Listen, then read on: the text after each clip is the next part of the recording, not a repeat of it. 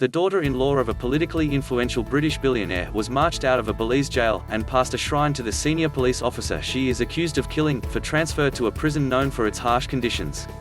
Her face shadowed by a red hoodie, Jasmine Hartin concealed her shackled hands with a plastic bag as she was walked to a golf cart that would take her to a boat for the ride from San Pedro to Belize City, where she will appeal the decision to hold her without bail. Hartin, the wife of Lord Michael Ashcroft's youngest son, was charged Monday with manslaughter by negligence for last week's fatal shooting of Police Superintendent Henry Jemmett on a deserted pier. Gemmett's family is upset that Hartin, who retained the country's former Attorney General to represent her at an arraignment, didn't face stiffer charges. "This is not justice," his sister Cherry Jemmett, 48, who is also a police superintendent, told the Daily Mail. "My brother will have a state funeral on June 12. He gave 24 years to the police. And this is the value they put on his life." Authorities have not released a detailed account of what allegedly transpired on the pier, saying only that Hartin and Jemmett were socializing after curfew.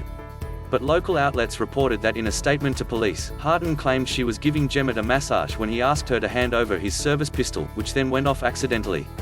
The mother of two is the lifestyle director of Alaya Belize, a luxury resort developed by her husband, Andrew Ashcroft. His father, Lord Ashcroft, a top Conservative Party donor in Britain, has extensive business interests in Belize. He even donated a fully equipped gym to the police department, though Chief Chester Williams has repeatedly insisted that Hartin is not getting special treatment because of the family's wealth and connections.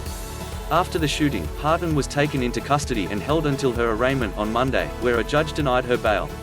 Her attorney said she would appeal that decision to the Belize Supreme Court.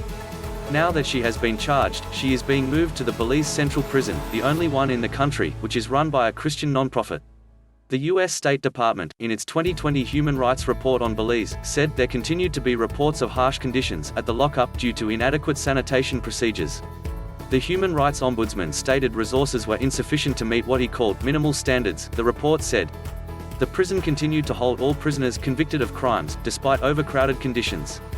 Prisoners in pretrial detention and held for immigration offences continued to be held with convicted prisoners, the report added. Officials used isolation in a small, poorly ventilated punishment cell to discipline inmates.